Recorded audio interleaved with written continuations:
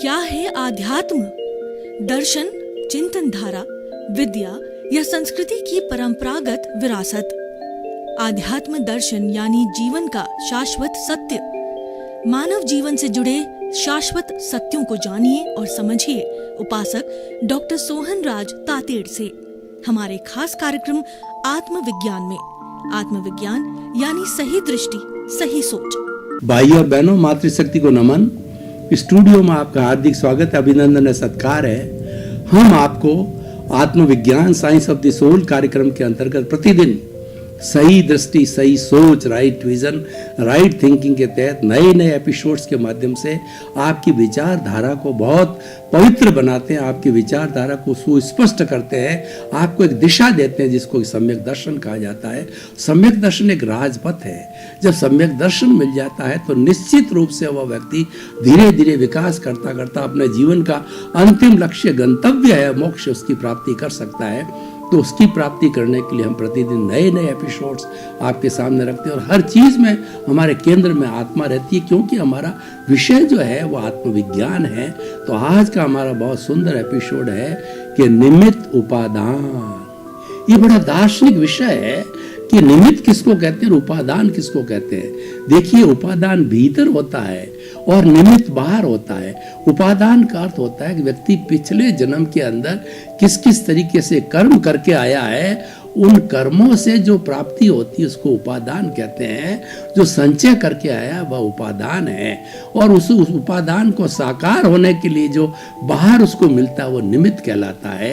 तो बाहर वाला निमित्त होता है, उपादान भीतर होता है। और हर व्यक्ति के जो है अपने अलग अलग उपादान होते हैं, क्योंकि हर व्यक्ति का चिंतन अलग होता है, विचारधारा का अलग होती है, हर प्राणी की विचारधारा अलग होती है। और जैसे जैसे भाव बीज डालता है उसके अनुसार जो है उसके कर्मों का अर्जन होता है। वही जब बार बार किसी जन्म के अंदर, खास तौर से देखिए, दूसरे तो प्राणी कितने भाव कर सकते हैं, क्योंकि उनके पास में इतना बड़ा विकसित मस्तिष्क और विकसित जो बुद्धि नहीं होती है। लेकिन मनुष्य ऐसा है जो कि बार बार भाव डाल सकता है, अच्छे डाले या बुरे भाव डाले, वो डालने से पहले स्वतंत्र है। लेकिन अच्छे या बुरे भावों को डालने के बाद के अंदर उनको हम कॉजेज कहते हैं। वो कॉजेज जो है डालने के बाद के अंदर जो है वो सारा उसका उपादान हो जाता है, और उपादान जो है वो अगले जन्म में जाकर के वो भाव कर्म है, वो द्रव्य कर्म के रूप के अंदर बदल जाता है जो कि एक जड़ का रूप होता है। देखिए, भाव एक चेतन का रूप है, और अगले जन्म के अंदर उसका जो परिणाम आता है वह जड़ के रूप में हो जाता है, जिसको कि हम जो है द्रव्य कर्म कहते हैं। और ये कर्म कुल 8 तरह के, ज्ञानावर्णीय, दर्शनावर्णीय, वेदनीय, मोहनीय, आयुष्य, नाम, गोत्र और अंतराय, ये सारे कर्म जो है प्योर मैथमेटिक्स है। इसका एक एक पुद्गल होता है, और उसको इस पुद्गल एक एक जो है उसका परमाणु होता है, परमाणु के द्वारा इसका संचय होता है। और ये चतुस्पर्शी होते हैं, इसका नहीं मासलेस पार्टिकल होते हैं विज्ञान की भाषा में। इसीलिए हमारे शरीर के अंदर जो आत्मा के साथ के अंदर जो है कार्बन शरीर जुड़ा हुआ है, उसका कोई वेट नहीं, उसका वजन नहीं है, क्योंकि ये मासलेस पार्टिकल होने के कारण वजन नहीं होता है। लेकिन इसका उपादान पूरा होता है, और इसका एक प्योर अर्थमेटिक, इसका पूरा नियम है। इसका जो है प्रकृति, स्थिति, प्रदेश, अनुभाग, जब कभी भी कर्म का बंधन होता है, नहीं, जब भाव तैयार किया जाता है तो भाव पढ़ते ही जो है उसकी प्रकृति बनती है, जो कि अगले जन्म के अंदर, प्रकृति का मतलब 8 कर्म में से कौन सा कर्म, और स्थिति का मतलब ये है कि जो कैसा भाव डाला है कि वो कितने समय तक इस आत्मा के साथ में रहेगा, वो स्थिति बनती है। प्रदेश होते कितने परमाणु होंगे जो कि जितने समय तक आत्मा में रहेंगे वो परमाणु उसके धीरे धीरे शिथिल होते जाएंगे, नहीं भोगे जाएंगे, और उसके कितने प्रदेश होंगे, और कितनी वो जो है वो तीव्रता से परिणाम देता, कैसे भुगताएगा, शरीर को कितना दुख देगा, सुख देगा, वो सारी स्थिति एक साथ होती है। जब भाव किए जाते हैं तो सारी स्थिति बात बनती है, वो उपादान बनता है। उपादान व्यक्ति लेकर के आता है साथ में। जब बच्चा जन्म लेता है तो उसका उपादान साथ में आ जाता है, जिसको हम अपनी बोलचाल की भाषा में कहते हैं कि जन्म से मृत्यु तक की जो स्थिति होती है वो हमारा जीवन होता है। और हर जीवन में हर व्यक्ति जो है अपनी एक फिल्म लेकर के आता है। हम थिएटर में जाते हैं, 3 घंटे की फिल्म होती है जिसके अंदर जो विलियन होता है, जिसके अंदर जो है हीरो होता है, हीरोइन होता है, उसके अंदर प्रेम होता है, विलियन उसके अंदर बाधा डालता है, लड़ाई होता है, झगड़ा होता है और बड़ी बड़ी इमोशनल स्थिति पैदा हो जाती है। तो हम तो क्या देखते हैं, वो तो जड़ चल रहा है और हम तो देखने वाले चेतन हैं, इसीलिए क्या हम उसके साथ जुड़ते नहीं। उसी तरीके से हमारी जीवन की फिल्म चलती रहती है कि जैसा जैसा जैसा हम उपादान लेकर के आए हैं उस उपादान के अनुरूप क्या होता है, हमको निमित्त मिलता है। अब देखिए कि इधर से हमारा द्रव्य कर्म का उदय भाव है, या हम गीता की भाषा में बात करें प्रारब्ध है। जो ही किसी कर्म का उपादान का उदय हुआ तो क्या करता है कि हमारी ये सृष्टि है, ये व्यवस्थित शक्ति है, ये साइंटिफिक सर्कमस्टेंशियल एविडेंसेस से बनी होती है, ये द्रव्य क्षेत्र काल भाव से बनी होती है, 6 द्रव्यों से बनी होती है।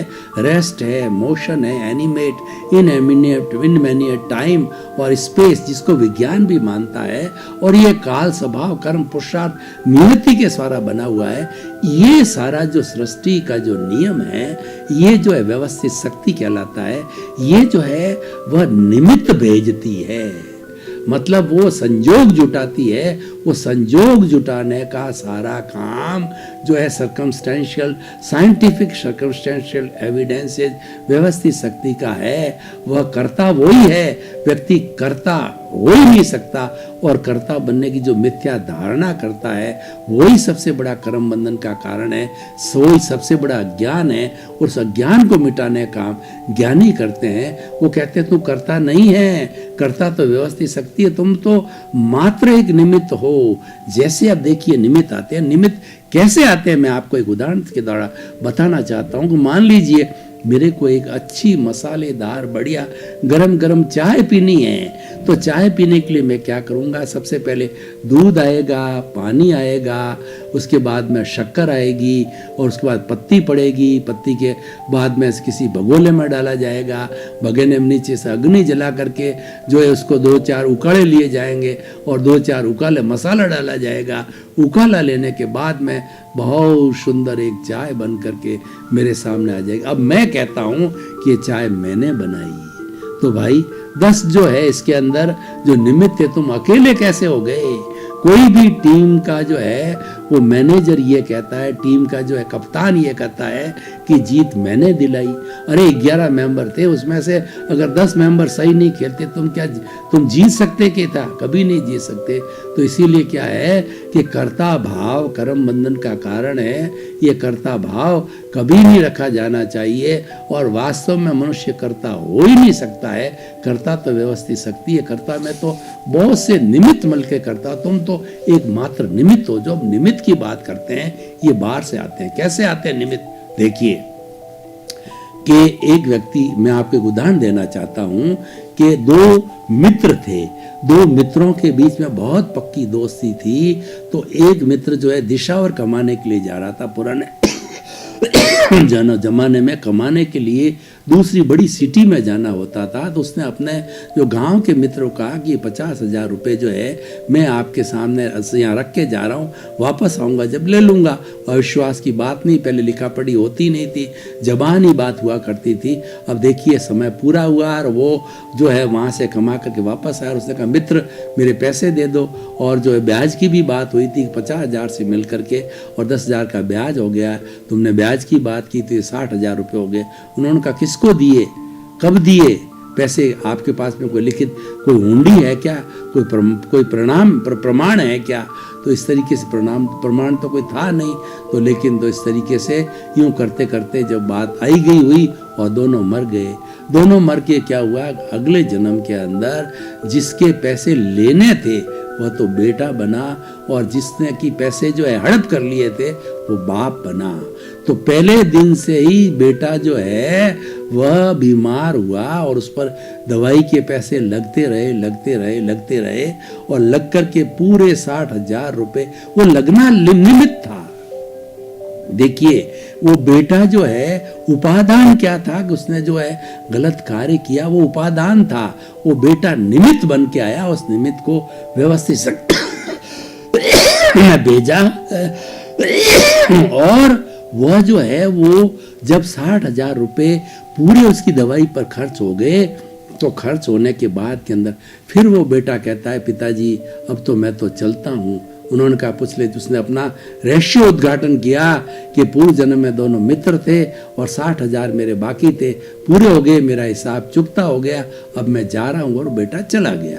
तो यही सृष्टि का सारा नियम है कि ये निमित्त आते हैं हमारे उपादान को भुगतने के लिए।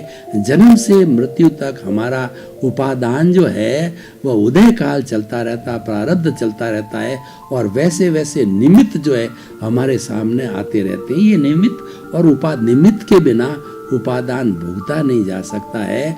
और अगर मान लो कई बार क्या होता है कि इस उपादान को हमारे को कोई किसी को कष्ट को जो है, जैसे भगवान महावीर की साधना का हम उदाहरण दें। भगवान महावीर की 12.5 वर्ष की साधना थी, तो भगवान ने जो है देखा कि मेरे तो जो कर्म है वह एक तरफ है और 23 तीर्थंकरों के कर्म की तुलना करें तो उससे भी मेरे कर्म बहुत भारी है, वो 12.5 वर्ष के अंदर कैसे भुगतान करूंगा।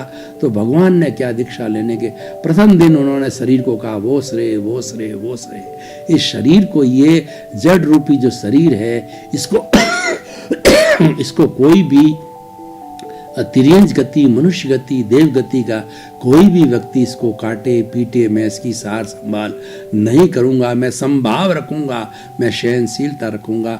और इस तरह से भगवान तो अपने आत्म प्रदेशों में ज्ञाता दृष्टा भाव में चले गए, आत्म प्रदेशों में चले गए। और महावीर का जो पुतला था, महावीर को जो कष्ट आ रहे थे, मात्र वो ज्ञाता दृष्टा भाव रूप में उसको देखते देखते संभाव से सहन करते, देखते रहते और आत्म प्रदेशों में थे। वो ज्ञाता दृष्टा भाव में रहने से उनको चाहे शरीर के अंदर उनके कानों में कीले डाले गए और उसको संगम देवता ने जो है कई बार सर्प बन के डसा और कई बार जो है वो जो है वो बिच्छू बन के डसा और उसको उनको पटका मारा और कई तरह के सर्प ने उनको डसा।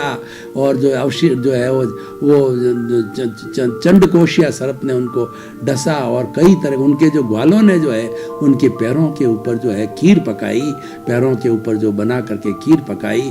तो इस तरीके से सारे जो कष्ट दिए गए, तो भगवान ने तो ज्ञाता दृष्टा भाव में रख कर उन्होंने क्या किया, उन्होंने क्या, जो उपादान उनका उदय काल चला था, उन्होंने निमित्त को हटा दिया। तो निमित्त को मतलब निमित्त को अलग कर दिया, हट नहीं सकता। निमित्त तो वो आ गया था, ग्वाला जो है कील ठोकने वाला है वो निमित्त बन के आया, संगम देवता निमित्त बन के आया, चंडकोशिया निमित्त बन के आया। लेकिन निमित्त का उन्होंने एहसास नहीं किया, निमित्त का अनुभव नहीं किया। निमित्त अपना कार्य करता रहा और वो मात्र बिना राग द्वेष के समता भाव से, ज्ञाता दृष्टा भाव से, सहनशीलता की दृष्टि से उसको देखते रहे, उसको सहन करते रहे।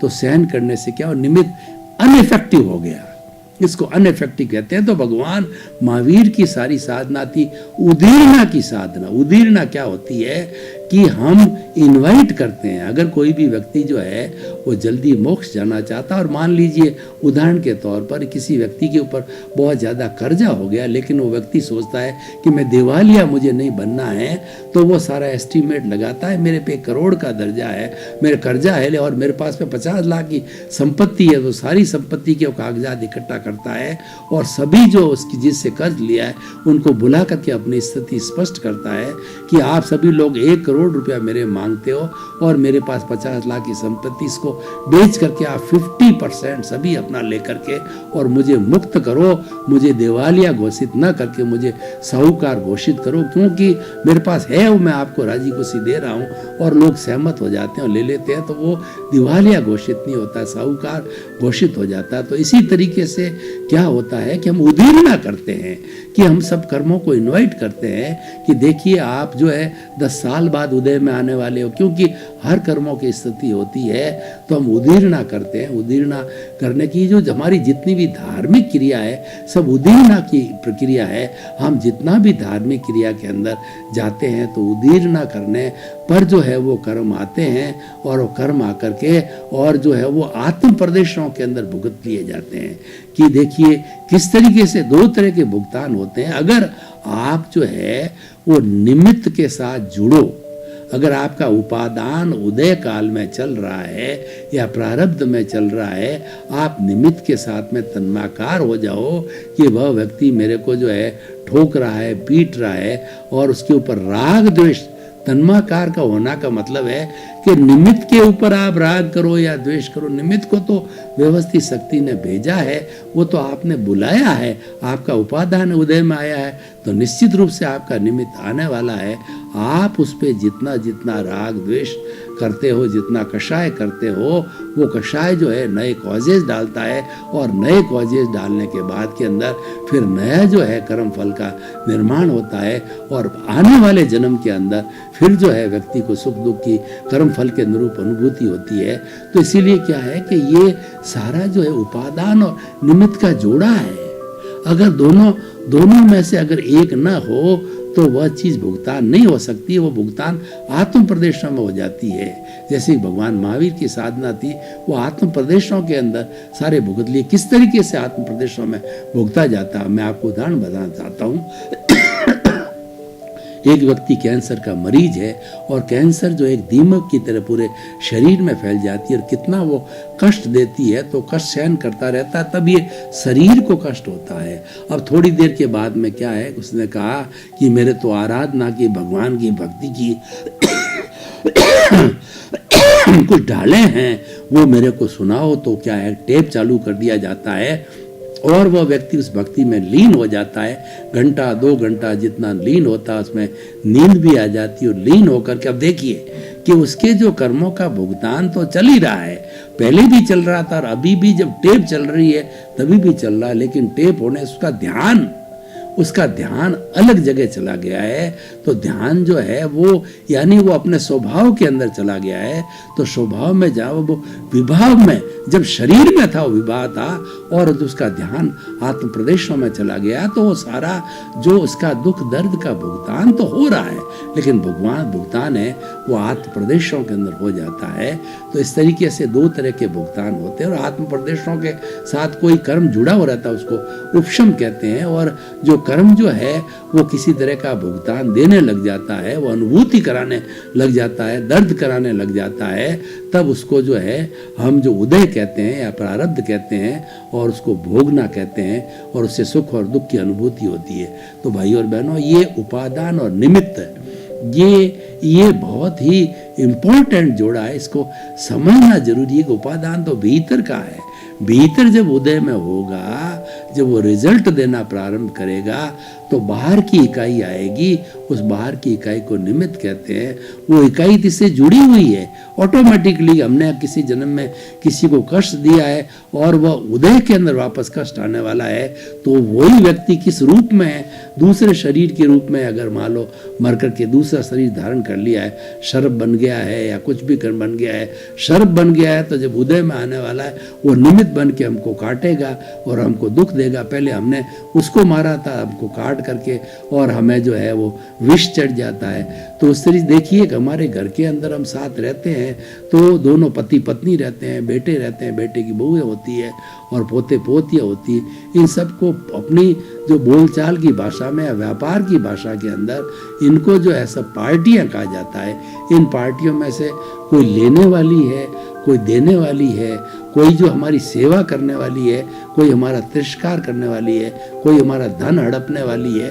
वो क्यों होता है कि हमने पिछले जन्म के अंदर उसके साथ में किया था, वैसा ही वो निमित्त बन के हमारे साथ में आता है, उसका कोई दोष नहीं है। तब हमारे को क्या नजरिया अपनाना चाहिए कि निमित्त और उपादान के रूप में, तो ये है कि जो निमित्त आ रहा है उसको दोषित मत समझो, वह दोषी नहीं है, उसको आपने बुलाया है, क्योंकि पीछे आप करके आए वो तो व्यवस्थित शक्ति ने भेजा है, वो आएगा। क्योंकि जो समय पे आपका भुगतान कैसे हो, उसको तो हितैषी मानो कि वो तो मेरे कर्मों का भुगतान कर रहा है। मुझे एनओसी दे रहा है और उसकी एनओसी देने के बाद के अंदर मेरा भुगतान जब क्लियर हो जाएगा तो मैं जो है वो ऋण मुक्त हो जाऊंगा, मेरे कर्म कट जाएंगे। और जब कर्म कट जाते हैं तो ये हमारा जो कार्बन शरीर है, लिंग शरीर, कॉजल बॉडी है, वो धीरे धीरे धीरे धीरे वो घटता जाता है। और जब घट करके जीरो की अवस्था हो जाती है, जिसको घटने को हम निर्जरा कहते हैं, कर्मों को कार्बन शरीर से अलग होने को डिसोसिएशन कहा जाता है। तो जब ये डिसोसिएशन होता है, अलग हो जाता है और बिल्कुल जीरो हो जाता है, उस अवस्था के अंदर जो है आत्मा सिद्ध, बुद्ध और मुक्त बन जाती है। तो भाई और बहनों, ये उपादान और निमित्त विषय जो है बहुत गहरा विषय है। इसमें से हम एक को भी इग्नोर नहीं कर सकते, एक दूसरे से जुड़ा हुआ है। उपादान पकते ही निमित्त को आना ही होगा, वरना वो उपादान रिजल्ट नहीं दे सकता है। उपादान तो हमारा खुद का किया हुआ है और निमित्त जो है उसके खुद के किए कारण से पैदा होता है। और वो निमित्त वही होता है जिसके साथ हमने किया होता है, और रूप बदल करके आता है, वही निमित्त बन करके आता है। इसीलिए हमें सबसे पहले तो आगे ये चिंतन करना चाहिए, उपादान और निमित्त इस जो है वो समझ करके कि हम जो है नए कॉज नहीं डालें, नए निमित्त नहीं बनाने पड़े हमारे को। तो हम कैसे कोई भी जो है अपने भावों को नहीं बिगाड़ें। भाव सुधारोगे तो भाव सुधरेगा, भाव बिगाड़ोगे तो भाव बिगड़ेगा। हम जैसी जैसी भावनाएं करते हैं, प्ररूपणाएं करते हैं, जैसे जैसे हम चिंतन करते जाते हैं, उसके अनुरूप हमारा भाव बीज पड़ते रहते हैं। और जो भाव बीज पड़ के नेक्स्ट जन्म के अंदर वो द्रव्य कर्म के रूप के अंदर जो है हमको जो है भुगतान दिलाएंगे। हमारा जो उसके साथ के अंदर वो जो है वो हमारा निमित्त रूप के अंदर उपादान है, वो सक्रिय होगा और वैसे वैसे हमको परिणाम जो मिलने चालू हो जाएंगे। तो हम इस एपिसोड को आज इस कसौटी पर कसते हैं कि अगर उपादान और निमित्त दोनों विषयों को हम लेके चलते हैं तो इससे जो है व्यक्ति विशेष को क्या लाभ हो सकता है या समाज में कैसे परिवर्तन आ सकता है। तो मैं निश्चित तौर पे कहना चाहता हूँ, कोई व्यक्ति अगर उपादान और निमित्त को अच्छी तरह से समझ लेता है तो नए निमित्त को पैदा नहीं करेगा। यानी कि वो जो है वो चिंतन शुभ रखेगा, वो हमेशा चिंतन करेगा कि मैं उपादान को क्यों इनवाइट करूं, मेरे भाव अच्छे रखूं, भाव नहीं बिगाड़ूंगा मेरे, तो नया बीज पड़ना ही नहीं। और जब नया बीज नहीं पड़ना है तो नया निमित्त आएगा ही नहीं। जब उपादान ही क्रिएट नहीं करूंगा तो निमित्त कैसे आएगा।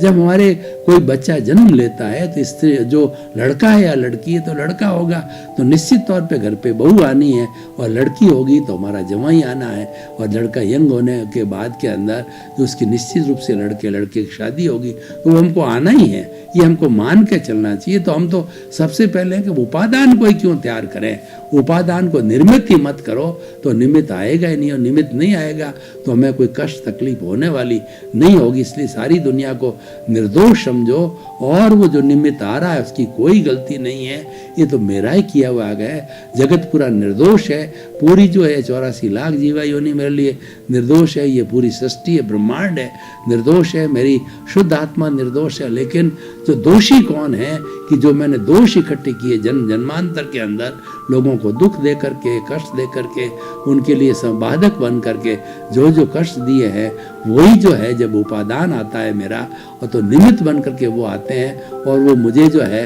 वो भुगतान करवाते हैं, जिससे हमारे को सुख दुख की अनुभूति होती है। शाश्वत सत्य है, सृष्टि का नियम है, कुदरत का कानून है, अल्टीमेट ट्रुथ है कि आपने उपादान पैदा किया है तो आपका निमित्त अवश्य आएगा। तो निमित्तों को टालने के लिए आप उपादान क्रिएट ही मत करो, उपादान के क्रिएशन के साथ में निमित्त आना बहुत जरूरी है। निमित्त बाहर की एजेंसी होती है और उपादान हमारे भीतर का होता है। भाई और बहनों, आपका बहुत बहुत धन्यवाद। आप हमारा आत्मविज्ञान कार्यक्रम बराबर देख रहे हो, हमको फीडबैक मिल रहा है। हमारे पीछे जो हमारा ईमेल आईडी, वेबसाइट और जो हमारा मोबाइल ऐप दिया हुआ है, उसके अंदर आप अपनी जिज्ञासाएं भेज भी रहे हो, भेजते रहिए। हर जिज्ञासा का समाधान हम आपकी आध्यात्मिक दृष्टि से करेंगे, ताकि आपको सम्यक दर्शन मिले, आपको राजपथ मिले, आपको जो है एक नया दृष्टिकोण मिले, ताकि आपका जीवन धन्य हो। आपके प्रति मंगल भावना, शुभकामना। आत्मविज्ञान में आत्मविज्ञान यानी सही दृष्टि, सही सोच।